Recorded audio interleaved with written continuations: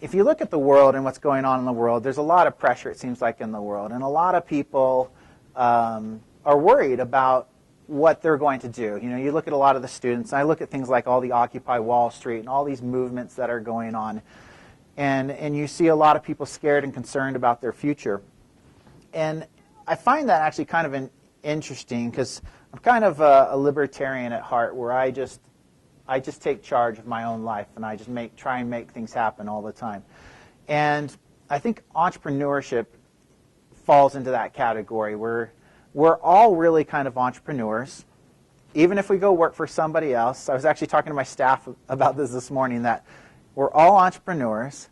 It's just if you go work for somebody else, you have one customer, that's your boss, and you've contracted with him for an entire year period of time to work for him. And you could, I guess, technically lose that customer at any time, or lose your job at any time.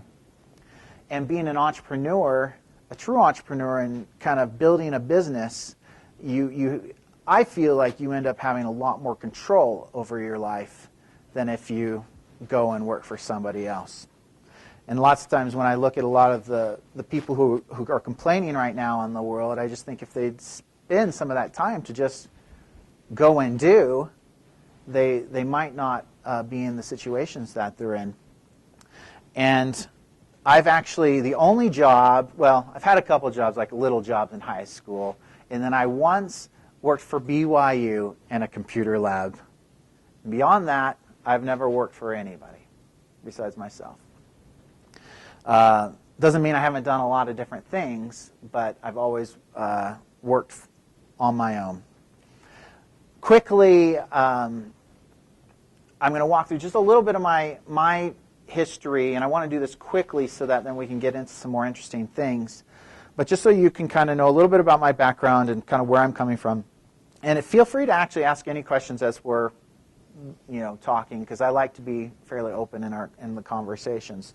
But I want to walk through quickly my history, and then I want to walk through kind of the 12 steps that you can go down to be an entrepreneur. So instead of being kind of the 12 steps of not being an alcoholic, will be the 12 steps of becoming an entrepreneur. So I came here to BYU. I was exactly where you guys are sitting in these classes, and I was working at a computer lab, and I decided I needed to make a little bit more money.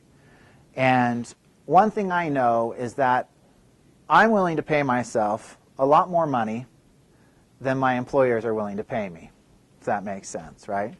Employers, when they have somebody and they feel like they're paying out a lot of money, all they're thinking is, man, can I get somebody cheaper to do the same thing? And no matter how much money you're ever making yourself, you only think, how can I make more money, right? I'm excited to try and pay myself $1 million or more dollars a year, where no employer wants to pay anybody $1 million a year, or even a couple $100,000 a year, $100,000 a year. And it's smart for them. They're trying to be efficient in their businesses, but when you're setting your own paycheck, you like as many zeros as you possibly can get on there. So I was at BYU. I started working at a computer lab, and then I just started building websites for people. This is back in 1995. So really kind of internet's just starting to take off. And I met a guy named Josh James. I probably needed to put a new picture of Josh up there, because he's much hairier now with his flowing locks of hair, if anybody's seen him lately. And we started a company called JP Interactive, and we slowly started doing some services for people building websites. When we were building websites for people, we quickly realized that we were just billing time. And that's another thing, like when you think about your income, if it's all tied to the hours that you're working, you can only work so many hours. So we were trying to figure out, okay, how can we leverage our time and start making money while we're sleeping? And so we started coming up with some different ideas. One was a site called Script Search, which was an archive of CGI resources, which are the back-end programs that kind of run the internet, all the MySQL and the PHP scripts. Basically, we had all these scripts that you could view online. And then we had another little product called Superstats that we launched, and that really is what ended up becoming Omniture, but it was just a small counter program. We then started providing more services to people, and and I apologize if anybody wanted to hear a lot of my history because I'm like cramming like 13 years here into a slide, and then we'll go into some things. But as I talk about kind of the steps of being an entrepreneur, I'll look back at some of the stories of Omniture. But so we started realizing that people needed more than stats. We started mycomputer.com, and we ended up with about 11 different products that people could use on their website. That was all oriented towards small businesses. We then decided that wasn't where we wanted to be. The problem was we didn't have enough money to really get the amount of customers that we needed, when you're only billing somebody $20 a month. We actually had a lot of customers, but at first we were free. We had about 2 million customers. Actually, even PC World Magazine at one point rated us one of the hottest sites on the entire internet. We were signing up like 8,000 people a day to our website. But again, most of these were free. The internet crash happened, right, where nobody was buying advertising anymore. So we decided to sell off that business, and we focused on enterprise analytics. And that's where Omniture really came to be. And I don't know how many people here have heard of Omniture. It's now Adobe, the office that's being built up there by the mouth of the canyon. And our main product was called Site Catalyst. So I started that here with Josh James in '96. We took it public in 2006, and then we sold it to Adobe, as they had mentioned when they introduced me, for $1.8 billion in 2009. And we had, over 1,000 employees. I'm not even sure of the exact number. I was always kind of the more product customer guy. Josh always loved the accounting and dealing with investors and all that kind of stuff. So actually, I brought some fun pictures. So there's me starting the company. There's me and Josh at our very first trade show. And then there you can see me and Josh in the middle on that bottom right picture. That's when we were kind of ringing the bell or signing on NASDAQ. I think that was a year after we went public, like for our secondary offering or something like that. I can't remember exactly. But anyway, a lot of fun times and fun experience, and honestly, a pretty crazy roller coaster of a ride. And I could talk for hours about all the crazy things that we had to go through. And after this session 2, we're doing a Q&A session. Is that correct? So, if you guys, too, have other questions, we can get into some interesting things during that time, too. So, what am I doing now?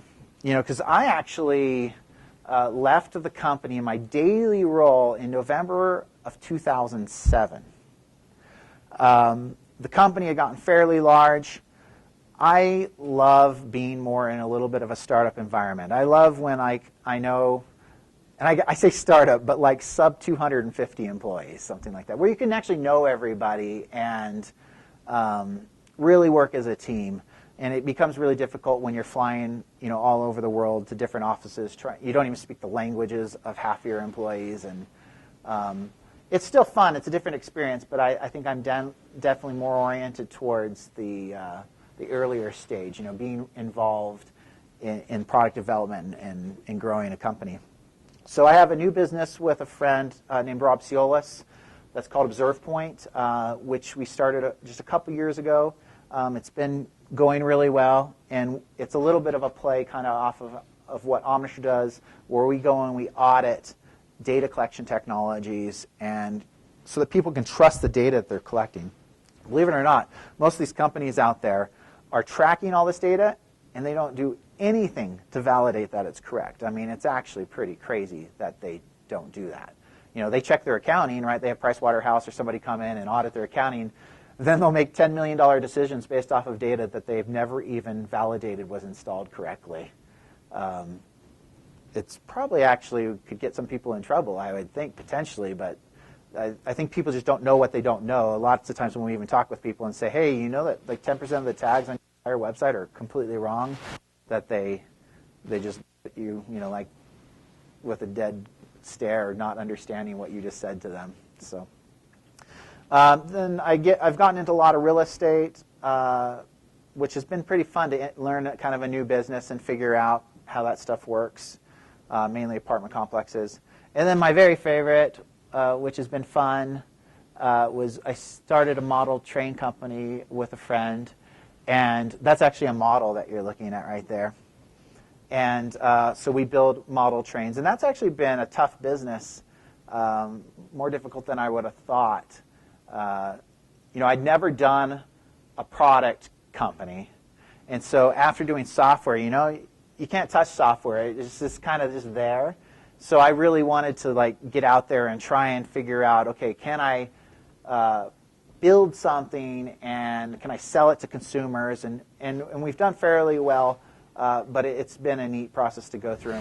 So you don't need something completely fresh, right? I mean, even when Josh and I started Omniture, we weren't the very first people to do analytics. We just started doing it, and then we started trying to do it better. You could make money doing a fence company. You could make money building roofs. You can do anything, right? And you just need to do it better than other people, and you need to take better care of customers. And lots of times when you're small, you have a huge advantage over big companies. If you look at big companies, like the companies that we were competing against at Omniture were companies like IBM. Well, IBM has billions and billions of dollars in revenue. Their analytics business to them was small and insignificant. So if a customer, came in and asked them to do something custom for them, the likelihood of IBM ever even listening to that and changing something for that customer is about zero, right? Where you as a small business just getting started, you're very hungry, and that couple $1,000s means something to you, so you're willing to do anything for it, right? It gives you huge advantage on getting customers. Although it is a certain customer set that you'll get to, that's willing to take a little bit of a risk on a younger business. But your idea that you come up with, the other critical thing is it's just going to be a jumping point and a starting point for you. Josh and I didn't just start Omniture. Does everybody here even know what Omniture is? Anybody? So Omniture was a software company that we tracked visitor behavior on websites. So guaranteed, how many here have been on the internet today? You interacted with Omniture today. I guarantee it. Guaranteed. They track billions and billions of page views a day online. So as you were visiting sites like in eBay or wherever, Omniture's systems were tracking your visitor, your behavior on those websites.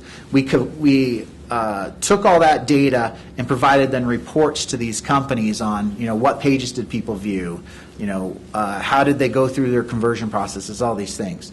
So that's what we did.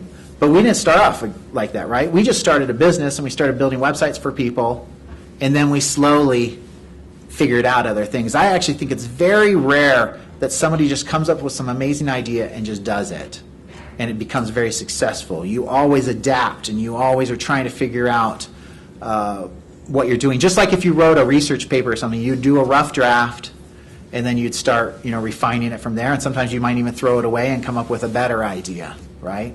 Same concept.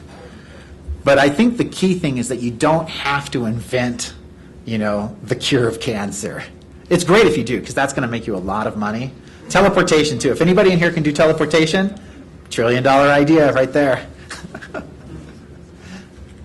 So write it down, though, and have a plan. So one thing I do is I do write down my ideas, and then whenever I get an idea, I actually start writing a plan.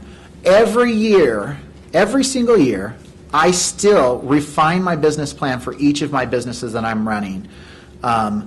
And it helps me think through, am I going down the right path still? I'm always questioning myself. I'm always looking at, okay, are we doing what the business needs? Are we really growing? Am I throwing good money after bad? Because sometimes you do this and you go, oh, it's time for a change. This isn't working. And it helps the people in your company also be on the same page as you, right? And know where you're trying to take the company, and it gives you an opportunity to get their input. So we do a planning meeting where I have each of my vice presidents or team leaders give their plans to us too, and tell us how they see their departments, moving ahead for the next year. And then I also like to do kind of a 5-year, just where do you eventually see each business coming. I do a simple PowerPoint. I don't do the 80-page business plan with all these crazy formulas and things. I mean, nobody reads that stuff. Nobody even who really raises money nowadays does stuff like that. You just make a good presentation, with 20 slides maybe, and it's enough to guide you. Lots of times you have backup resource material, right? I still do like a pro forma in Excel and try and understand where I'm going financially, but it's not necessarily in my little PowerPoint. And then you just got to get going. Everybody that I talk with seems like they're waiting for an angel to descend from heaven and tell them, it is now time to start your business. This is never going to happen. Well, it happens every now and then, but it's never. No, no, it never happens ever. And just remember, it's going to be hard. This is not the easy path, right? I think the perceived easy path in life is you've somehow, you're smart and you now deserve $100,000 a year working for somebody else, right? That's kind of the path that a lot of people think happens, but it's not, right?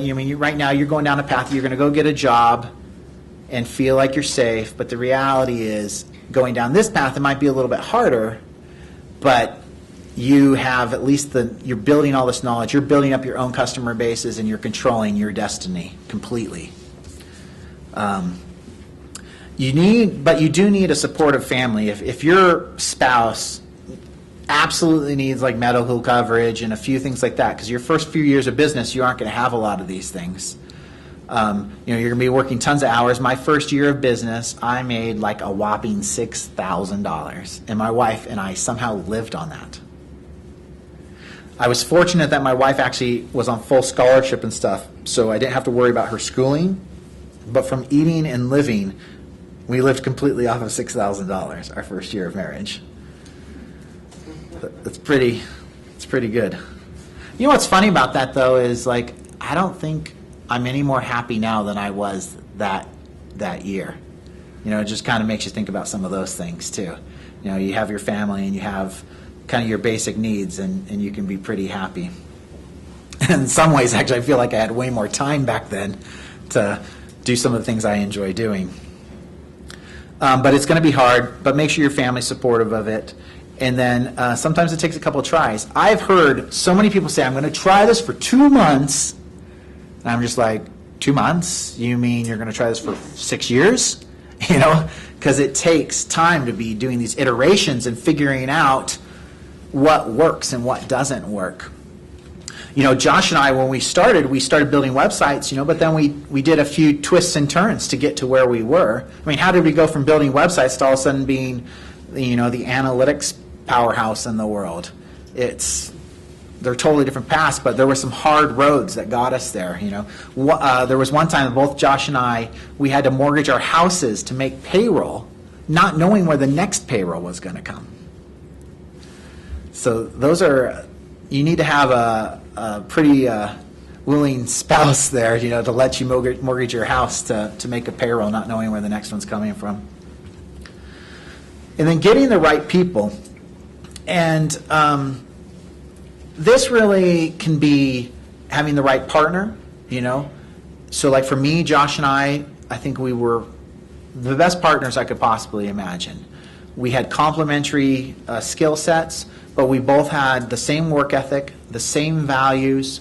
We, I every time, like if Josh was working late, I was just sitting there next to him just to be supportive. If I was working late, he was sitting there next to me just to be supportive.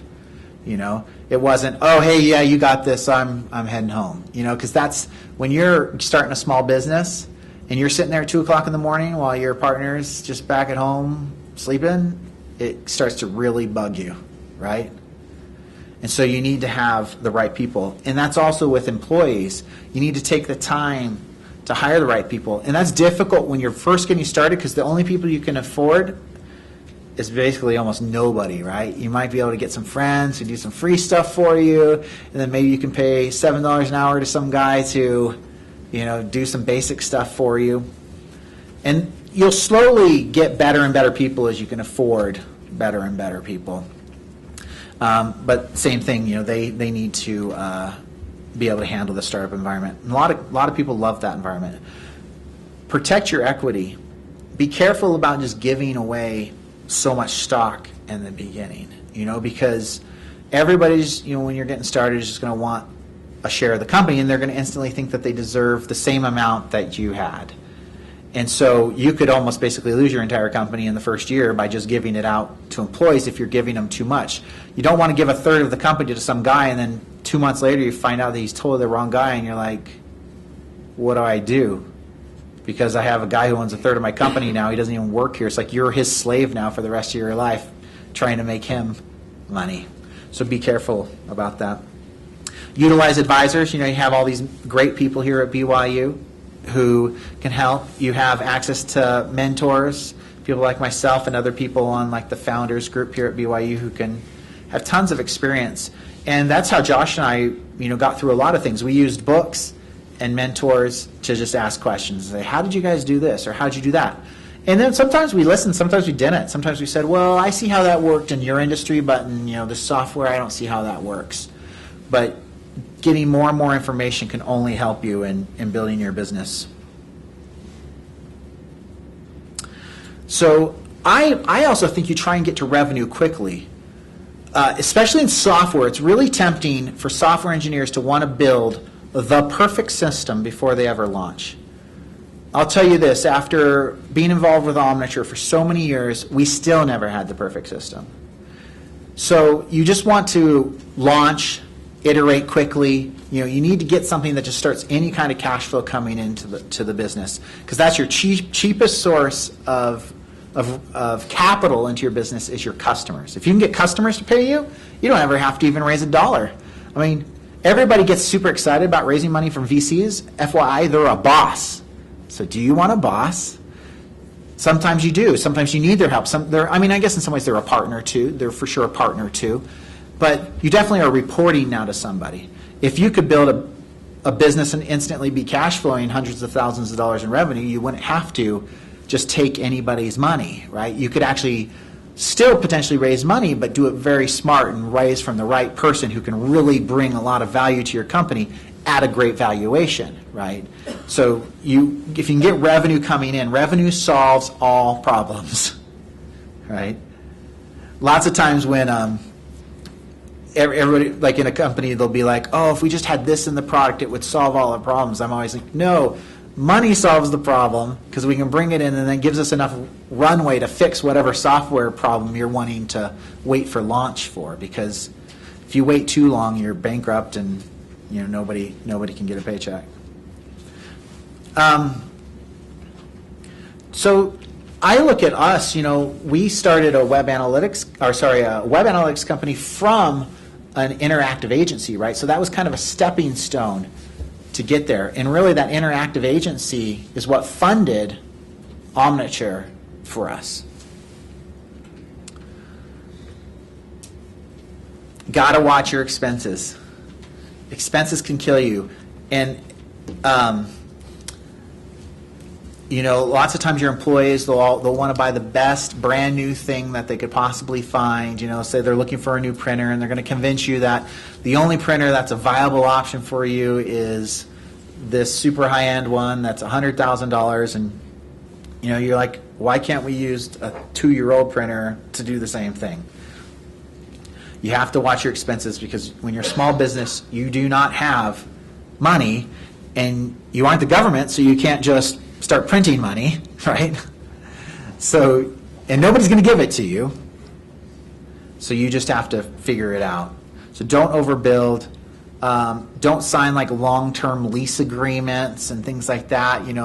I've seen a lot of companies come in and they're so confident that they're going to be huge. They come in and lease an office space that's 4 times the size of what they currently need, and it basically bankrupts them. You're like, why didn't you just go in somewhere, smash into a small office, go on a month-to-month lease so that you can slowly grow as you get more and more customers. And just watch that debt, because debt can kill you if you take on debt. I've seen a lot of companies where they'll do like some bridge financing or get a whole bunch of debt because they didn't like the valuation that they were getting, and all of a sudden they can't raise more money in the future because the new guy who wants to invest money, he doesn't want to just pay off all this debt. He wants to put money in and have it go into building the business, not paying off what already was done. So listen to your customers. One thing about listening to customers, you need to listen to customers because they'll tell you new ideas and where you should be going in your business, but be careful because lots of times they aren't super visionary, right?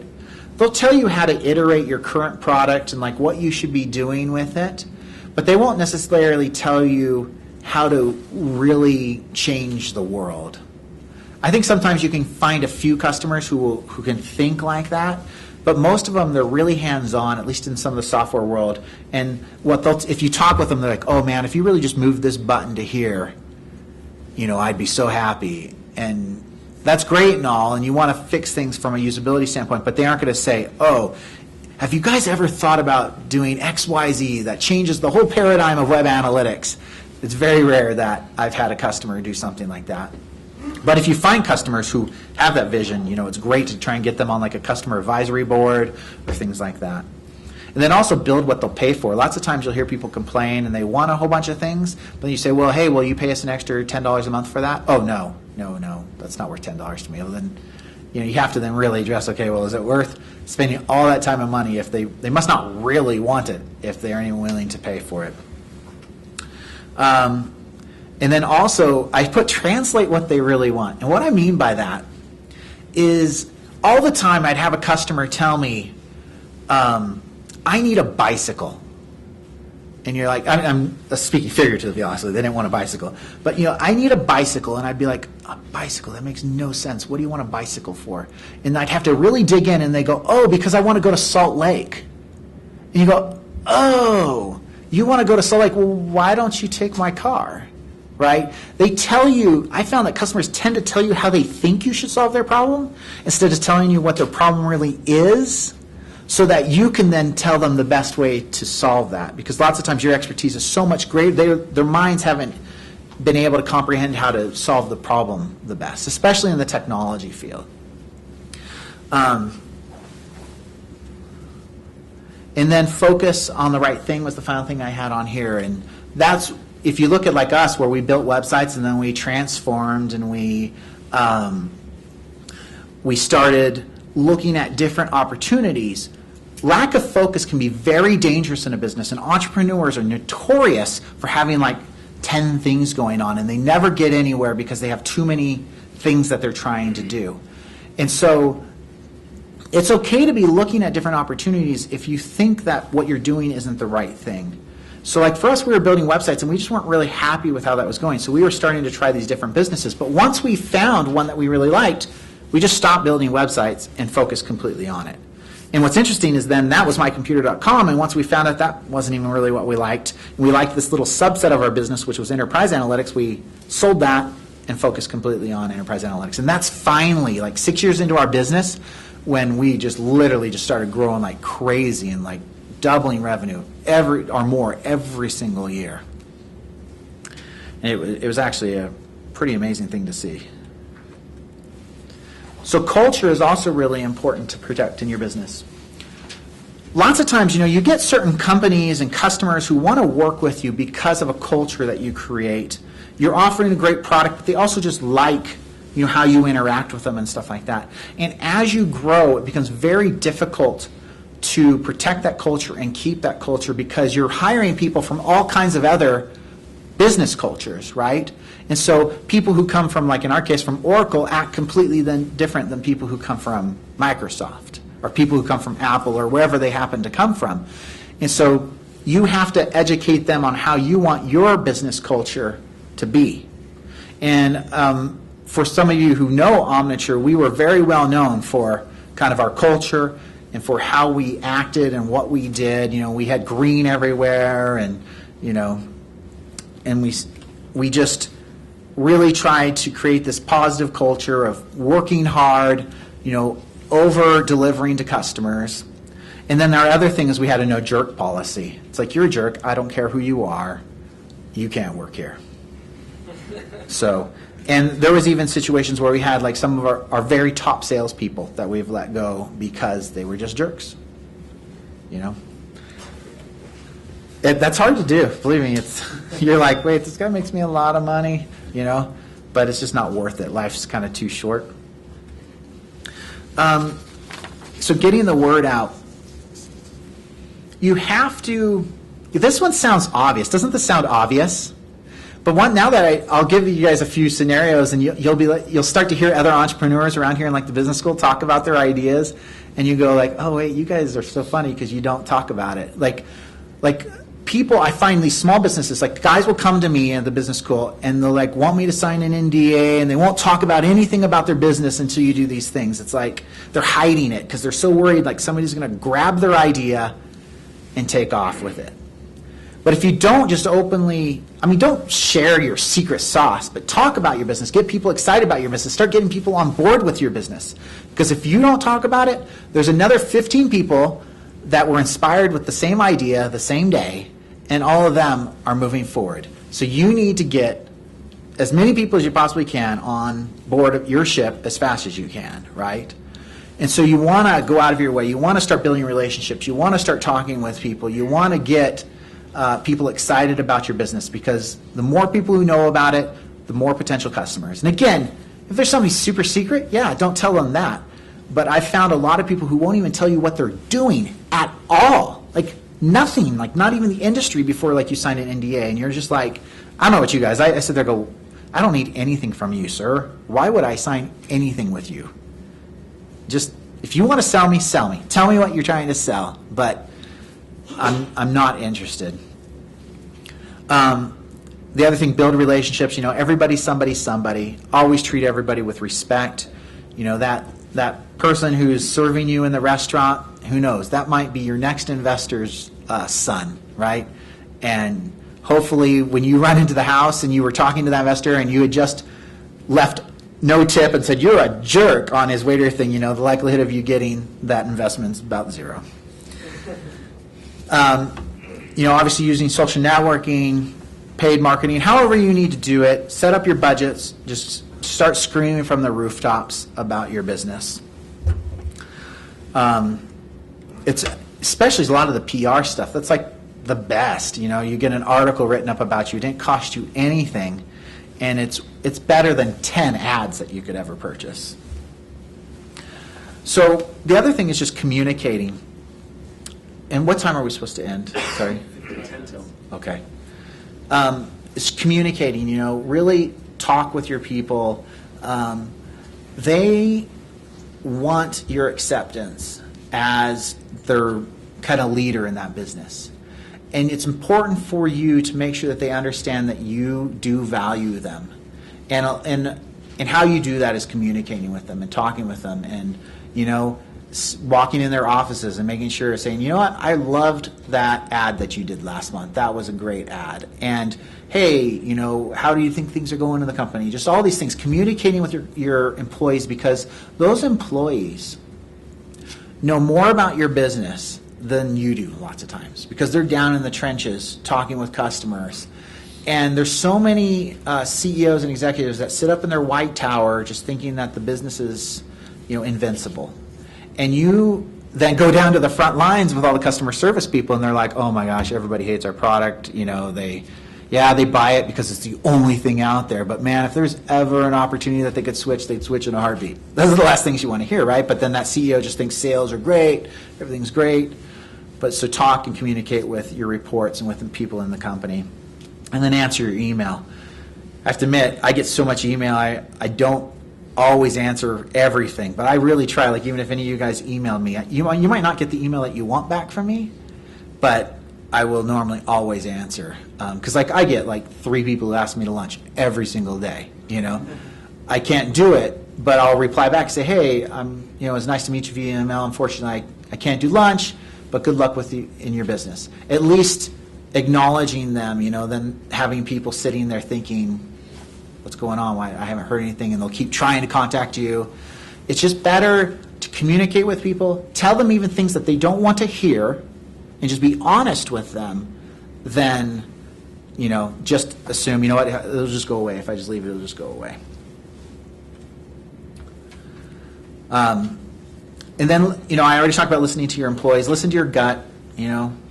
I've made a few bad decisions before where my gut was really telling me to do a few things, and I had other employees just pushing really hard that we should do something. And sometimes I think that it's your business. You just need to go with, even if you have a few other people telling you to do something. If you really feel strongly about something, try it. I guess you might regret some of that, but normally it's the opposite. Normally, actually, I more regret when I didn't go with my gut. I do think a business partner is really valuable too. A business partner is expensive, right? I mean, you're giving up half of your company at the very beginning to have some partner.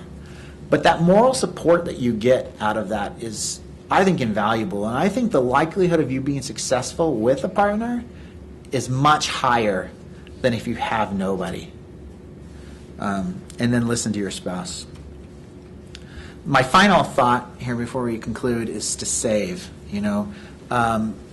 Your business is going to have ups and down times. And there was a few times at our company that we had to take investment and valuations we did not like because we had not saved anything for downtimes. And literally, if we had just saved, a few $100,000, we probably could have made it through some of our really tough times. But we had this kind of feeling like it was just always going to be going so perfectly, and it didn't. I don't really know a business where it's always just gone perfectly. I mean, I guess maybe you get some real outliers like Google where they just took off and just nothing ever stopped them. But it's just like in life, don't spend everything you make.